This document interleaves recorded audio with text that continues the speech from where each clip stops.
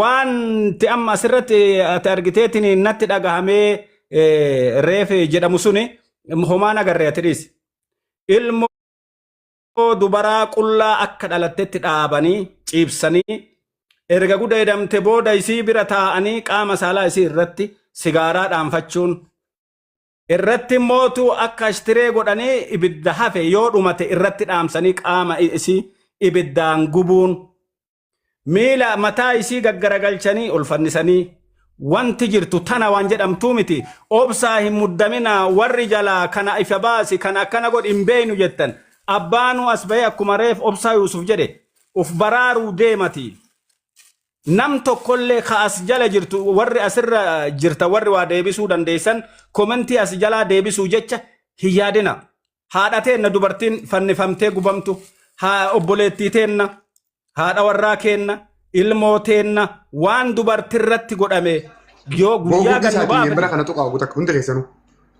guyyaa gannu baafne guyyaa hundi keenna gadi baafne sila eessa irra hamma yoonaa jettan tamiillanaa tana dhugama hiyyeessan rabbiin ifa baasutti jira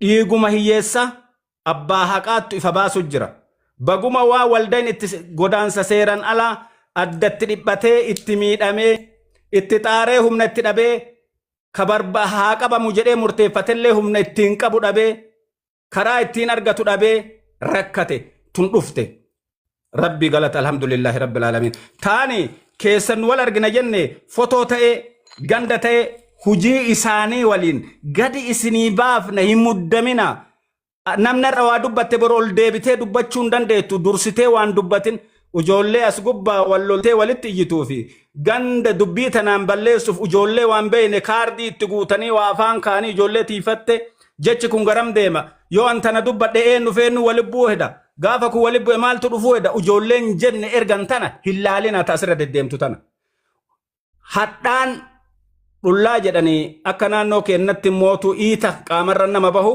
yoo ilkeen hin bayin dhukkubbiin sun bakka biraatiin baati malee hin fayyu kanaafuyyuu bakkeen dhukkubni jiru bakka biraati madda kana cufuuf dildila ijaaruu odoon taane dhayin'eetiniin boolluu maddi bishaan kun irraa burqu yoo cufneedha bishaan kana ka cufuu dandeenyu ka waan kanallee dhaabuu dandeenyu warra waan kana biyyarra gandarraa kaasee hanga Su'uud Arabiyaatti sarara dildilaa fi riqicha jidduu kana jiru odoon dhooysine amma yeroon ummanni nu gargaaretiniin walda ittisa godaansa seeran alaa kana wajjiin tahee suuraa isaaniitiif ganda isaanii maxxanseetiniin hundi isaanii seera jala oolanii gumaan ilmaan hiyyeessaa baatu amma jechuu barbaadeeti yoo isinit dheeressin of kolchaa isiniin jedha Ahmad Yusuf keessa wal arginaa waan jirtu viidiyoo na bira jirtuu fi sagalee na bira jirtuu fi adeero galatoomii waan takkaan mee obsaafi takka na baasi obsaafi Ayyesiin baasaa silaa oggu takka naa obsite wahiin yaadadhe asirratti waan takkaan ummata kanaa himuu fedha ummanni haadha gayanii qaamaan nusuu kannaawaa laala dhaggeeffadha nama du'ees jala miishin godhu jiranii namni du'ee hojii isaa fudhatee rabbii raamataa godhuudhaaf qabaa achumatti istooppi godha taa akka ja'a inni lammee isaadhaa wiliidha manguddoo riyaadiif ummata kanaaf maallaqa ergitu manguddoo riyaadii ummata kanaaf maallaqa ergitu warra gartee hawaalaan isaanirraan dabartuuf maallaqni ijoollee teenyaa yoo xiqqaate nama 207 dabarsuu jira maallaqa Suudiidha hiccitiin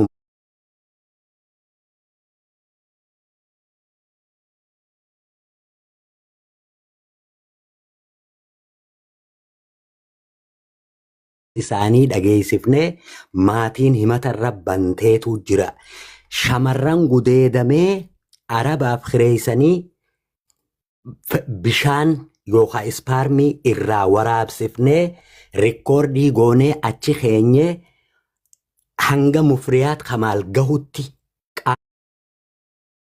qaama tikaa Itoophiyaa guutuudhaaf iddoo dhaloota namoota kanaatii wajjin erginee abaluutu kana na godhee na goosisee jettuutu jira tasliis keessa warra shamarran Oromoodhaa hireessuutu jira.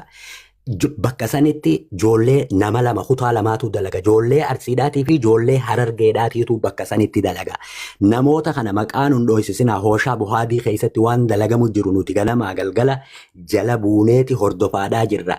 Shamarran gudeeddiidhaan ilaa ammaan tanaa qaamni siidhaa paralaayis taatee osoo arabni kiniina liqimsanii itti fayyadamanii qaamni siidhaa ala taatee hospitaala Malik Fuwaaditti wal'aanamu jirtuutu jira. Waa meeqa qabannee jirra nuti. Kanaafuu ati as jala boo'icha gumaachuurra yoo gartee koppiliinki gootanii irra wanniidha. Waan kana hundaaf hin sardabinaadha. Jabaadhaadha. Osuma jennuu adurreen hajjii gootuus afkarroo isiidhaatan ol baasuu hin dadhabduu jedhanii asuma keessatti hoggaa namni ganda keessanii isinirraa tuqame garuma keessa gabbooyaa malee iyyeeyyee asirratti ol baaftanii nuuf hin booyinaadhaa isiniin jenna. Antanaan isiniidhaa makkoobsaa osubitti manguddoon riyaaditti maallaqa ergitu manguddoon laagaadhaa ogguun akkada juuriyaat nama hamaa qofaa jiraadhaa miti. Manguddoo cubbuudhaa hunda wiliidha saaxiluu deemna akkuma deeggadda Joowar Maamma feesbuuka isaarratti barreessetti waa hedduudhaas deemaa waan nama afaan deemaa takka ajji hoggaa geessa salaatan jedhani duran ceehinaadhaa jechuu barbaadeetii galatooma. Galatoomi obsaa keenya hedduu ulfaadhu. Waa takkaan jara informeeshina dhugaa dubbii isii haqaa durirraa hojjechaa ture kanaaf dhaamuu barbaadu takkaatu jira. Obsaa Yuusufii fi Mahammad Adamii fi Afrikaa fi warri jara kanaa wajjiin turtan isin arra Oromoo kutaa kudha takka bakka buutaniiti Oromoo kutaa kudha takkaaf dubbachaa jirtan. Taakka if biranaa kaayaa. Garee siyaasaa takka deeggaruudhaa fi miti kaas dhuftan. Dhiiga obboleeyyan keessanii dhiiga nama keessanii baasuudhaaf laama. Tana keessatti fedhu Itoophiyaa haa ta'u, fedhu Jaalmarroo haa ta'u, fedhu paartii fedhe haa ta'u, wanni isin laallatu isin Oromoo fi ilmaan Oromootii fi mirga dhala namaati isin laallata. Waan tanaaf birannaa qaba. Obsaa Yuusuf na dhaggeessaami. Waan tanaaf birannaa qaba. Afrikaa isiniif ni mudjira. Waan tana fuudhanii akka boodas garee siyaasaatti isin hin neeyne isin Oromoo kutaa kudha takkaa isin eeggachaa jira. Warra gartee Wallaggaa isin eeggata, Marroo isin eeggata, Abiyyi isin eeggata, garee Jawaarii isin eeggata, hundaaf tokko akkasitti quba qabaadhaa taakka waan kana hojjechuu keessatti. Talamadaati obboleessa keenya Jawaar Mahammad informeeshina dhugaa yoo barbaadde jara kana bira hoottuu dhuufi fudhadhu. Akkasi footoo posti godhi footoo takka takka kanuma fuutee postiin godhin kuni dhaamsa kiyya. Footoo osoo informeeshinan beene posti godhee footoo tana yoo beektan keessaa naa himaa hin je'in Jawaar Mahammad. Obsaa Mahammad Adam Afrikaa Power bira dhufi warra kanaaf fakkaatu bira dhufi fudhadhu ummata keetiif hojjedhu. Kuni dhaamsa obbolummaati. Ummata keetiif hojjechaa jirta. Booddeen jara kanaa ammoo waan hafan qabne waan isin qabatuu qabdan yoonii fi qaqqabamuu dadhabamanillee xiyyaaraan akka isaan rashanamuu ta'an tana shakkiin qabu. Yoo qabaman rabbi isaan baase. Maaliif jennaan arra ifaa namaa qofa osoo hin ta'in ifaa rabbiitiitti ife jara.